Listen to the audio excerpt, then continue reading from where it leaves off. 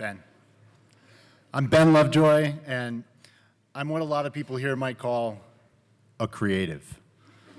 But I'm here to show you that that doesn't mean anything special. That doesn't mean that I have something inside me that you don't. I grew up like most of us, wearing red sleepers, blowing up balloons, skateboarding. When I had a chance to start buying my own clothes, I dressed a little different. This is the first day of school, not prom. And though the way I was expressing myself might have looked different, and I might look different than you today, there is something very much the same about us.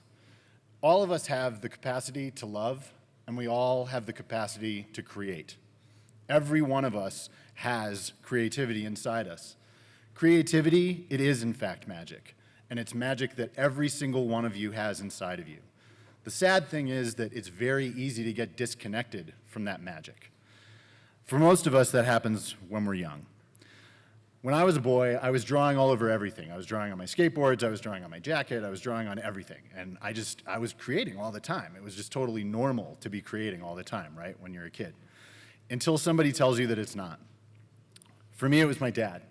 And he loved me. I mean, he was concerned a little bit about what was going on with me, because he had a very particular picture of what my life should look like, of what life was, and my picture didn't match his picture. So my picture started to get a little distorted, and I started to think, well, maybe he's right. Maybe I need to do something different with my life. Maybe I need to not pursue all these creative things and do something that I can make a living at. And a lot of people fall into that same line of thinking. The other big lie that we get told when we're young is that our creative output has to be objectively good in order for our creativity to be of value, and that's simply wrong.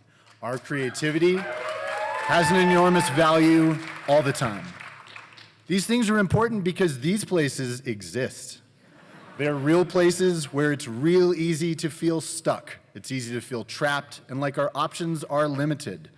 But the truth is, we're never stuck. We're actually constantly choosing what's next for us. And when we're engaged with our creativity, those choices become a whole lot more interesting, and probably there's a lot more of them. Now, when we're feeling stuck, we might feel stuck in our emotions too. And we might be sad or depressed, or we might be like my friend here, frustrated and getting more and more frustrated as every day goes on. Now, there's hope, because we can meditate. And I don't mean meditation like going on the top of a mountain or counting beads. These are all good things. I'm talking about having a meditation where we can scream, where we can have our feelings that we've been bunching down and bottling up, so that we can get calm, so we can find a place of center inside ourselves, so we can hear ourselves think again, so we can connect to our creativity. So, I love that.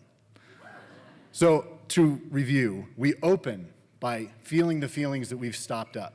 We calm and connect and reconnect with our creative juices inside. And then we can go out and create, whatever that means for you. I like to make stuff. I like to go and grab things and put stuff together, and I make.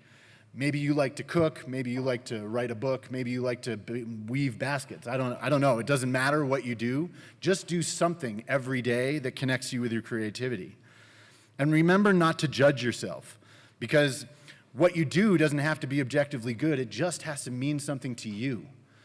I take these things and I put them all together because it gets me out of my creative boxes. And that's what it does for me. The greatest thing is to do something that you love.